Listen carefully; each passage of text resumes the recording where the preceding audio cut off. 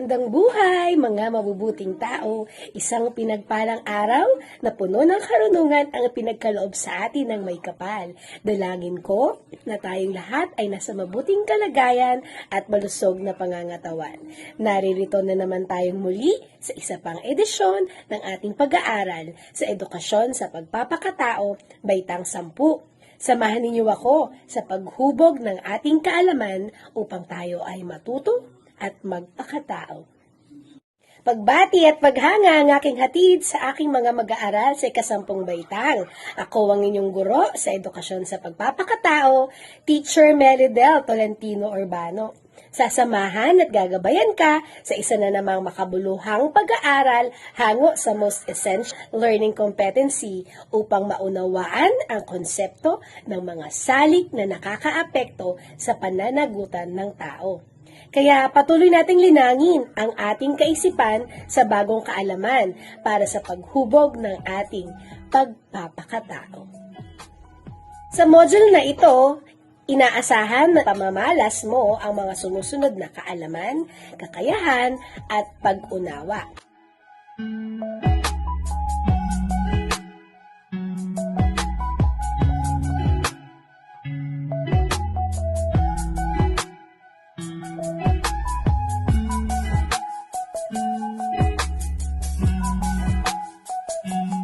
Bago natin harapin ang bagong aralin, balikan muna natin ang mga aralin noong nakaraang linggo.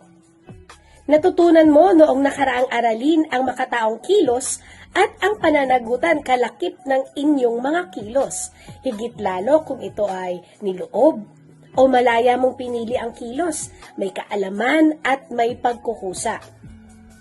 Kung saan, noong nakaraang aralin ay naunawaan mo ang 3 uri ng kilos ayon sa kapanagutan or accountability. Ito yung kusang loob, di kusang loob, at walang kusang loob. Kailangan maging maingat ang tao sa paggawa ng makataong kilos sapagkat ang lahat ng ginagawa ng isang tao, kung ito ay may pag-unawa, pagpili, ay kanyang pananagutan or tinatawag na may accountability. Katulad ng tinalakay natin noong nakaraan na kung mabuti at mapanagutan ang makataong kilos, ito ay katanggap-tanggap. At kung masama at hindi mapanagutan ang makataong kilos, ito ay kahiya-hiya. Uulitin ko, dahil ang lahat ng ating piniling kilos ay ating pananagutan. Ang kalayaan ang nagbibigay sa tao ng kakayahang pumili ng mga gagawin niya sa buhay. Mga pasya, mga reaksyon, sa mga pangyayari, sa mga nakapaligid sa kanya.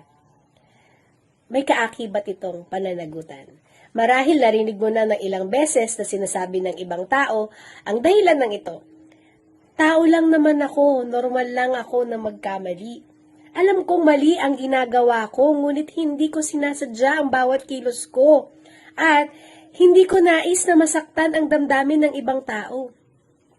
Sa mga dahilan na ito, naisip mo na ba na may kakayahan ba talaga ang tao na makita ang kahihinatnan ng kanyang kilos o pasya? Makakatulong ang module na ito upang masagot ang mga tanong mo na iyan. Nakahanda ka na ba? Naranasan mo na ba ang umiyak at masaktan dahil sa bugso ng damdamin, dahilan kung bakit hindi mo nagawa ang mga kailangang gawin tulad ng pagkain sa oras o pagpasok sa klase? Naranasan mo na rin bang magkamali o mapahiya dahil sa mga bagay na hindi mo alam o dahil sa iyong kamangmangan? Naranasan mo na rin ba ang magalit sa isang tao na dahilan kung bakit nakapagbitiw ka ng masasakit na salita? Naranasan mo na rin ba ang matakot sa isang tao o sa isang bagay kung kaya pinili mo na lamang na makulong sa iyong sariling damdamin? Lamang iyan sa mga tatalakayin natin sa aralin na ito. Ito ay ang mga salik na nakaaapekto sa pananagutan ng tao sa kahihinatnan ng kilos at pasya. Ano nga ba ang kahulugan ng salik? Ang salik, sa English, ito ay factors. Ay anumang bagay, pangyayari o sitwasyon na maaaring magkaroon ng impluwensya na maaaring kahihinatnan ng anumang bagay o paksa. Ang makataong kilos ay maaaring mabawasan o kaya ay mauwi sa pagiging isang ordinaryong kilos ng tao dahil sa mga salik na nakakaapekto rito. Ito ay direktang nakaaapekto o nakapagpapabago ng kalikasan ng isang makataong kilos. Maaari ring mabawasan ang pananagutan ng makataong kilos dahil sa impluwensya ng mga salik na ito. Kaya pag-usapan natin ang mga salik na ito. Ang 5 salik na nakaaapekto sa makataong kilos: una, kamangmangan. Pangalawa, masidhing damdamin. Pangatlo, takot. Pang-4, karahasan. At pang-5 ay gawi. Talakayin natin ang una, ang kamangmangan. Pinakamahalagang elemento sa makataong kilos ay papel ng isip. Pag sinabi nating kamangmangan, ito ay nakakaapekto sa kahihinatnan ng kilos sapagkat ito ay tumutukoy sa kawalan o kasalatan o kaalaman na dapat taglay ng isang tao. Mahalagang tandaan na may obligasyon ang bawat tao na alamin ang tama at mabuti at iwasan ang mali o masama. Nawawala kasi ang dangal ng konsensya kapag ipinagsasawalang bahala ng tao ang katotohanan at ang kabutihan. Alam niyo ba na maraming nasisira ang buhay dahil sa kamangmangan o dahil sa lack of knowledge? Nasisira ang buhay dahil hindi niya alam ang katotohanan tungkol sa isang bagay at hindi niya nauunawaan ang mga consequences o kahihinatnan ng kanilang mga aksyon. Alam niyo ba na 2 uri ang kamangmangan? Ito ay ang kamangmangang nadaraig at kamangmangang di nadaraig. Ang kamangmangang nadaraig ay ang kawalan ng kaalaman sa isang gawain, subalit may pagkakataon namang itama o mayroong tamang kaalaman kung gagawa ng paraan upang malaman o matuklasan ito. Meron kang kakayahan na madiskubre ang katotohanan kung ito ay kamangmangang nadaraig, ngunit hindi mo nga nadaig. Kaya nga malaking hamon sa atin na palawakin ang ating kaalaman upang mapagtagumpayan ang kamangmangang nadaraig. Ito, isang magandang halimbawa. Maraming kabataan ngayon ang nahuhumaling sa paninigarilyo. Ito ay kamangmangang nadaraig. Hindi nila alam ang katotohanan na dala ng sigarilyo. Nabulag sila sa kantsaw ng mga barkada o kaya dahil sila ay naging biktima ng kamangmangan. Akala nila masarap. Hindi nila alam na ang bawat stick ng sigarilyo ay may sangkap na 7,000 chemicals na nagiging sanhi ng 70 na uri ng sakit na nakamamatay, katulad ng cancer, stroke, sakit sa puso, at marami pang ibang komplikasyon. Nagagawa ng tao ang isang bagay at hindi rin niya alam ang consequences ng kanilang mga ginagawa. Ito ay kamangmangang nadaraig. Isang tao ay hindi exempted sa pananagutan dahil sa kamangmangan. Hindi mo masasabi na hindi ko kasi alam. Dahil sa kamangmangang nadaraig, kaya mo itong itama, kaya mo itong matuklasan, kaya mong malaman o kaya mong madaig ito, pero hindi ka lang gumawa ng paraan. Sa kabilang banda, ang kamangmangan na di nadaraig ay ang kawalan ng kaalaman ng isang tao sa isang gawain, subalit walang posibleng paraan upang malaman ang isang bagay sa kanyang sariling kakayahan, kung saan ang kamangmangang di nadaraig ay nakapagbibigay ng exemption sa pananagutan, nababawasan ng pananagutan kung walang paraan upang malaman ang isang bagay o matuklasan ito. Halimbawa, kung ang isang tao ay may kapansanan o may karamdaman sa pag-iisip, hindi sila mananagot kung wala silang tamang katinuan dahil sila ay may kapansanan. Kaya nga, mga mahal kong mag-aaral, kailangan nating madaig o daigin ang kamangmangan. Mahalaga na lagi nating inaalam ang katotohanan. Lagi tayong mag-aral. Kung kaya, napakalaki ng role ng edukasyon upang mapag-ibayo natin ang ating buhay at nang sa gayon ay malaman natin na tama ang daan patungo rito. Ang susunod ay ang masidhing damdamin. Ayan. Ang masiding damdamin o emosyon ay normal na damdamin. Maganda ang emosyon kung magagamit ito sa tamang paraan. 'Di ba? Ang tao ay may pananagutan upang mapangasiwaan ang kanyang emosyon at damdamin. Dahil kung hindi, ang emosyon at damdamin ito ang mangangasiwa sa tao. Kung kaya mong kontrolin ang iyong emosyon, mas maganda. Pero kung hindi mo na kayang kontrolin, mag-ingat ka kasi baka ikaw ang kokontrolin ng iyong emosyon. Sa positibong pananaw, ito ay tinatawag na passion. No? Tulad ng talento, meron kang passion sa pagkanta, passion sa pagtugtog. Halimbawa si Gary Valenciano o si Lea Salonga, meron sila mga passion sa pag-awit, kung kaya matagumpay sila sa larangan ng pag-awit. Diba? Ito ay positibo at ito ay dahil dikta ito ng bodily appetites o pagkiling sa isang bagay o kilos or tendency o damdamin. Samantala, negative naman ang epekto ng masidhing damdamin kung hindi mo ito kayang kontrolin o ang tawag naman dito ay obsession na. No?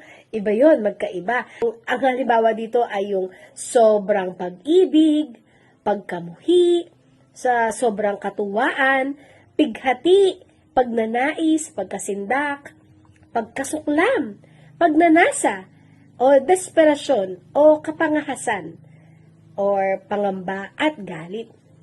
Kumbaga, kung hindi natin kayang kontrolin ang mga damdaming ito, ay maaaring dahil sa masidhing damdamin, minsan hindi na tayo nagiging mapanagutan sa ating mga kilos.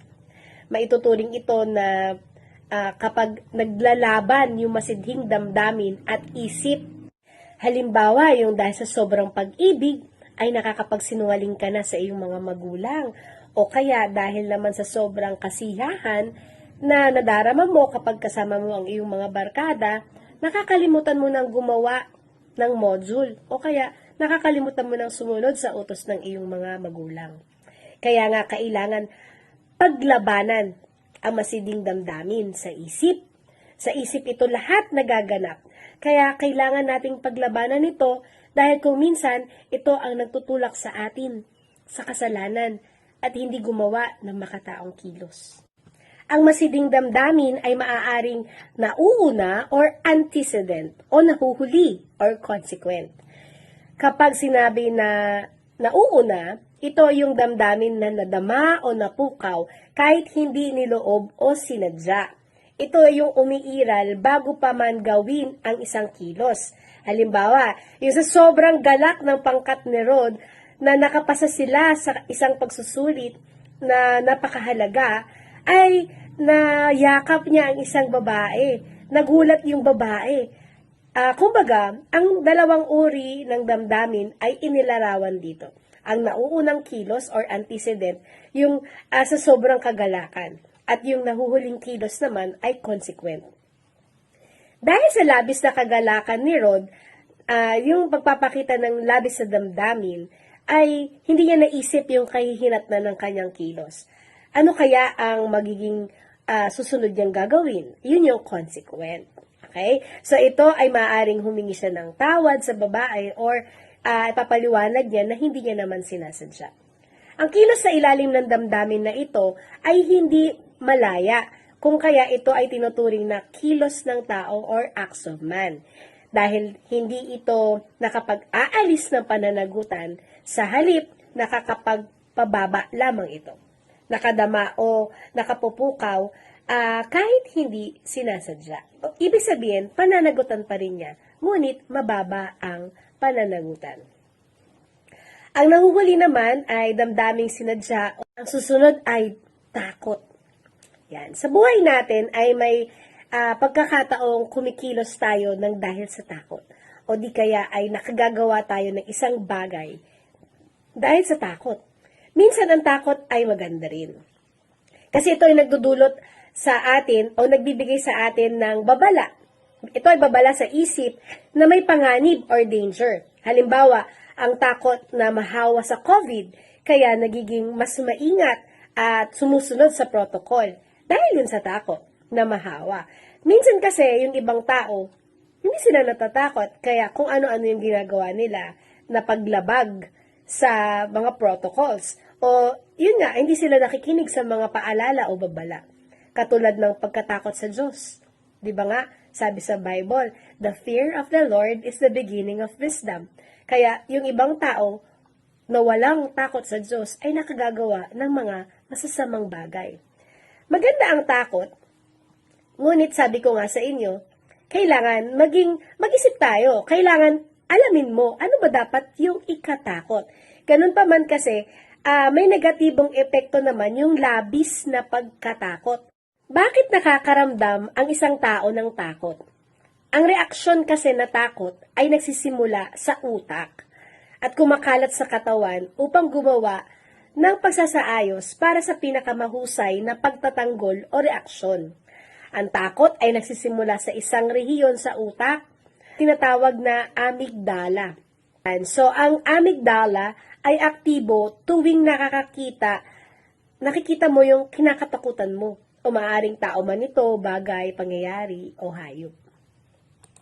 Halimbawa, yung katatapos lang ni Diego na manood ng isang nakakatakot na palabas. Habang nag-iisa siya, naglalaro sa isip niya ang mga napapanood niya. Natatakot na siya. Kaya pakiramdam niya ay may nakatingin na sa kanya na ibang nilalang. Biglang may tumalon na pusa sa harapan niya at napasigaw siya ng malakas. Dahil dito, nagulat at nataranta ang mga tao sa bahay nila. Siya nga ba ay may tuturing na may pananagutan sa alarm and scandal? Diba? Kung dahil sa takot ay hindi na tayo nakagagawa ng tama at mapanagutan, lubos na naaapektuhan na nito ang ating makataong kilos. Kaya dapat, babalik pa din tayo sa unang salik. Kailangan pa din nating labanan ang kamangmangan. Sa panghalimbawa, ikaw ay nakakita ng bullying. Dahil sa takot na sa mga sigang mag-aaral, pinili mo na lamang na manahimik sa pagtatanong ng guro dahil sa takot na nakita mo. No? Nababawasan ang kapanagutan mo sa pagsisinungaling sa sitwasyon na ito dahil sa takot. Ito ay isang negatibong epekto din ng takot kasi kung takot ka ay napipigilan ang isang tao upang magsabi ng katotohanan o sumaksi sa isang sitwasyon. Ayan, dala ng takot ay nakapagsisinungaling. Hindi nawawala ang pananagutan ng isang tao sa kilos na ginawa dahil sa takot, kundi nababawasan lamang ito dahil malinaw naman sa'yo ang ginawa mo na pagtanggi o pagsisinungaling. Ang sumunod ay karahasan. Ayan. Kung ang takot ay dikta ng isip, ang karahasan naman ay pagkakaroon ng panlabas na puwersa upang pilitin ang isang tao na gawin ang isang bagay na labag sa kanyang kilos loob at pagkukusa. Ito ay maaaring gawin ng isang taong may mataas na impluwensya. Ang iba't ibang anyo ng karahasan ay kinikilala bilang mga issue sa karapatang pantao. Minsan ito ay kinabibilangan ng pagpapahirap, karahasan laban sa kababaihan, o karahasan laban sa mga bata o sa mga mahihina. Maaring mawala ang pananagutan ng kilos o gawa na may impluwensya ng karahasan. Ito ay kung nagkaroon ang tao ng sapat na paraan para labanan ang karahasan, subalit nauwi sa wala at mas nasunod ang kalooban ng labas na puwersa. Isang halimbawa rito yung dahil sa karahasan. Si Ruel ay nagdesisyon na hindi na lang pumasok sa klase. Nag-decide siya na hindi na lang mag-aral dahil nga sa mga nararanasan niyang karahasan sa loob ng klase. Kaya napigilan yung kanyang pag-aaral. Yun, nawawala yung esensya na gusto niya mag-aral dahil sa karahasan. Marami pang halimbawa ng karahasan na maaaring nasa ating paligid na pumipigil sa isang tao na maging mapanagutan sa kanyang makataong kilos. Kaya lubos na kailangan sa lahat ng pagkakataon na nasa tama o lagi tayo nasa side ng kabutihan. Dahil tandaan nyo, kahit kailan, hindi nagwawagi ang kasamaan. Darating at darating ang pagkakataon na haharapin at pananagutan ng tao ang kanyang mga ginawa. Kaya lagi lang natin, kahit tayo ay naging biktima ng karahasan, magsumbong tayo sa mga tamang tao para ito ay mapigilan. Nang sa gayon, hindi rin tayo mapigilan sa mga makataong kilos natin, na hindi tayo mapigilan na gumawa ng mga karapat-dapat dahil sa karahasan. Ang huli ay gawi. Ito ay mga gawain na paulit-ulit na isinasagawa at naging bahagi ng sistema ng buhay na sa atin sa araw-araw. Kung kaya isang gawa o kilos na nakasanayan na. Nababawasan ang pananagutan ng isang tao, ngunit hindi ito nawawala. Ito ay dahil ang isang gawi, bago nakasanayan, ay nagsimula muna sa isang ordinaryong kilos na may kapanagutan at pagkukusa sa taong gumagawa. Kaya ang gawi ay hindi kailanman makapagpapawala ng kapanagutan sa kahihinatnan ng makataong kilos. Awa nito, yung nagmumura ka araw-araw at expression mo to kapag ka may kausap kang ibang tao. Mananagot ka pa rin dahil nagsimula ito bilang kusang pagsasalita ng hindi maganda at nakasanayan na lamang. Tandaan ninyo, hindi kahit uso o nakagawian na o halos lahat ng tao ay ginagawa na ang isang kilos, kahit ito ay mali. Sa mata ng Diyos, ang mali ay mananatiling mali. Ang tama, kahit isa lang ang gumawa o sumunod, ay mananatiling tama. Dahil ang pinakamahalaga ay kung ano ang tingin sa atin ng Diyos, hindi yung tingin sa atin ng lipunan. Kaya tandaan, kahit kailan, kung nasa panig ka ng Diyos, kung ang sinusunod mo ay ang utos ng Diyos at ang kabutihan niya, kahit kailan di ka magkakamali sa iyong mga gawi. Kasi nga, napakaraming halimbawa ng gawi o habits o mga kilos na inyo nang nakasanayan. May mga good habits or may mga bad habits. Sa bad habits, sa mga mag-aaral dyan na naging bahagi ng gawa o kilos, ang pangungopya. O kaya yung paghihiram ng gamit na hindi nagsusoli, nakikialam sa gamit ng iba, nahihirapang gumising ng maaga. Kung susuriin ang kilos, ito ay hindi ka nais-nais. Ito ay negatibo. Kahit kailan, hindi ito magiging katanggap-tanggap na mga gawi. Sikapin nating hubugin ang ating mga sarili sa mga habits o gawin na kaaya-aya at sa mabuting epekto sa sarili at sa ibang tao. Alam nyo naman yung tama at mali. Kaya dapat manindigan tayo na piliin ang tama. No? Iwasan natin yung masama. Kasi dito sa gawi, kung ano yung nakasanayan mo ngayon, ay ang magdidikta kung ano ka sa susunod na panahon. Kaya ibig sabihin kung ano yung nakasanayan mo ngayon, epektuhan ang iyong kinabukasan. Kaya kung hindi ka papanig sa kabutihan o sa tama, ibig sabihin, aanihin mo yan sa iyong mga susunod pang panahon ng buhay. Tandaan na ang bawat kilos na niloob ng tao ay may kakabit na pananagutan. Lagi tayong may freedom to choose.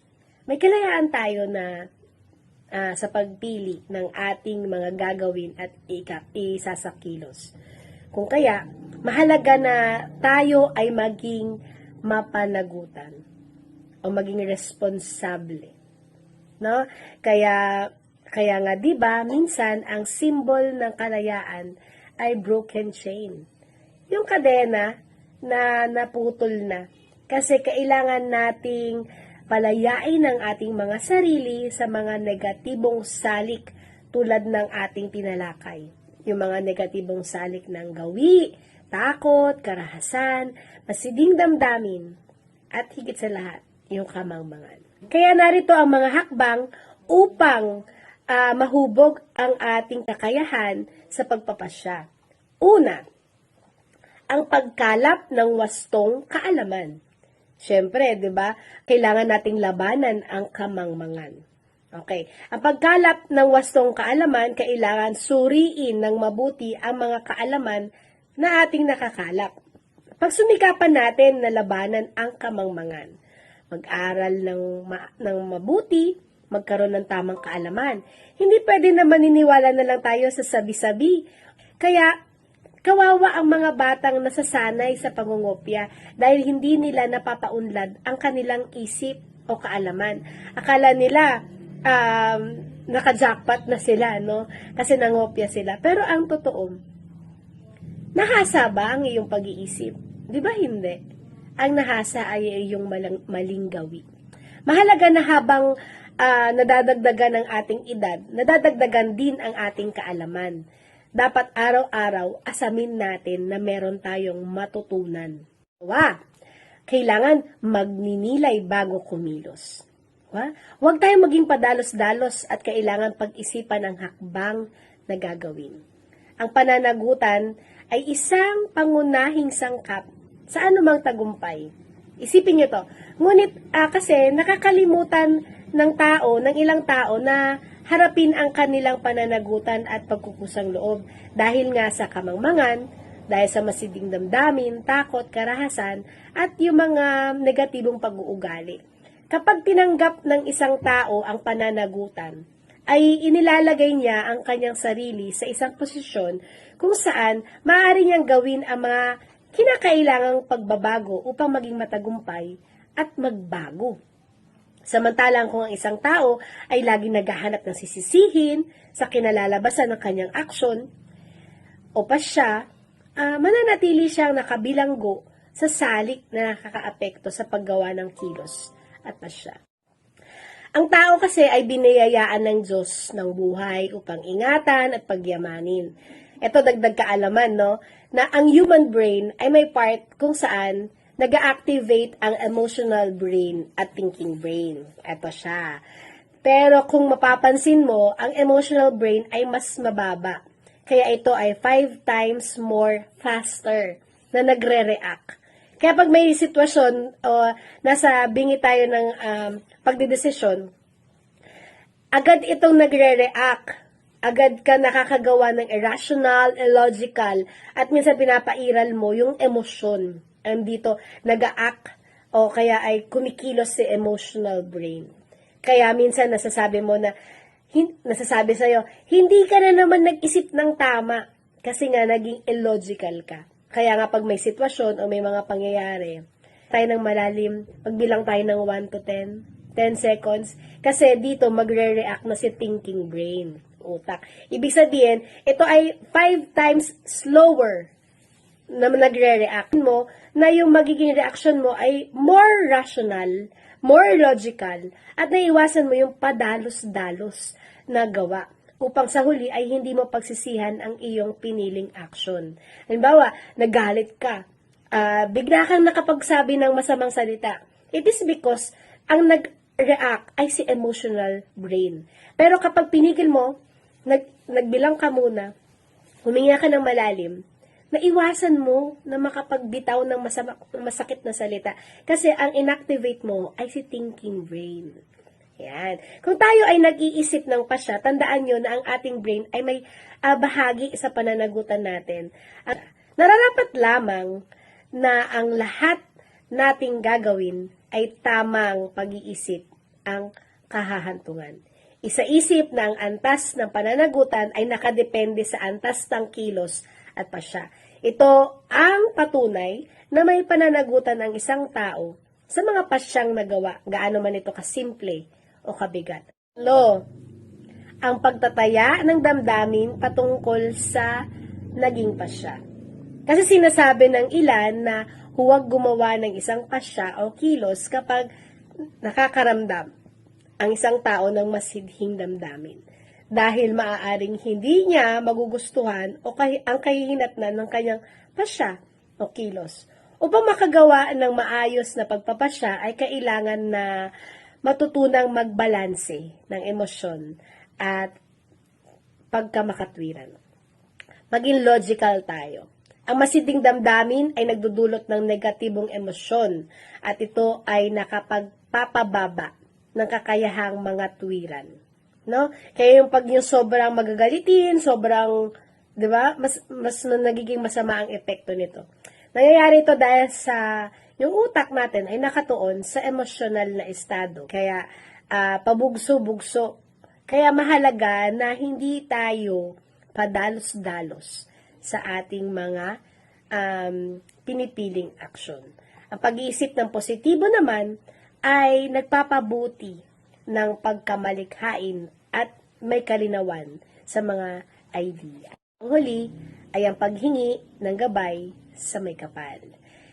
Dapat nating tandaan at isabuhay na humingi ng gabay sa ating Panginoon sa kahit na anumang bagay, sitwasyon at problema na ating haharapin o kinakaharap sa buhay. Tandaan kasi natin na ang original design o yung original na disenyo sa atin ng Diyos ay maging anak niya. 'Di ba? Tayo ay mga tagasunod niya dahil tayo ay mga anak niya. Kung lagi tayong nakatuon at tumatawag sa Kanya at sumusunod sa Kanyang mga utos, kailanman ay hindi tayo maliligaw ng landas. Ngunit tayo sa mga salik na ating tinalakay o kaya dahil sa mga makamundong gawi, no? Naiiba ang prioridad ng isang tao o yung oryentasyon ng isang kabataan, 'di ba? Kung kaya nadadapa, nagkakamali sa mga desisyon sa buhay. Kaya mga anak, habang maaga pa, lagi nating hingin ang gabay ng Diyos. Lagi tayong magdasal upang magkaroon tayo ng personal na ugnayan sa Diyos. Isabuhay natin to para hindi tayo magkamali. Habang kayo ay bata pa, magiging gawi na ninyo ang pagtawag at paghingi ng gabay sa Diyos. Kasi tandaan ninyo, if you are with God, who can be against you? Sana ay marami kayong natutunan sa ating aralin sa araw na ito. Tandaan natin na pananagutan ng taong nagsasagawa ng makataong kilos ang bunga ng kanyang piniling kilos. Ang likas na batas moral, tandaan ninyo, ay patuloy na iiral upang manatili at umiral ang katarungan. Lahat ng bagay ay may kapalit, malaki man ito o maliit pa. Kung mabuti ang kilos, ito ay katanggap-tanggap, at kung masama ang kilos, ito naman ay kahiya-hiya at dapat pagsisihan. Maituring mo na ba ang iyong sarili bilang isang tao na may pananagutan sa ginagawa? Handa ka na bang kumilos, kaakibat ang mapanagutang resulta o kahihinatnan ng anumang pasya mo? Matatawag ka na bang isang mapanagutang individual na may makataong kilos? Subukin natin gawain sa araw na ito. Yan. Basahin ang mga pahayag, tukuyin kung ano ang ipinapakita ng mga sitwasyon na inilalahad at piliin sa kahon ang tamang sagot at isulat sa mga patlang. Okay? So, meron tayo ditong 5 sitwasyon at inyong sagutin sa inyong portfolio at isend sa akin sa aking messenger.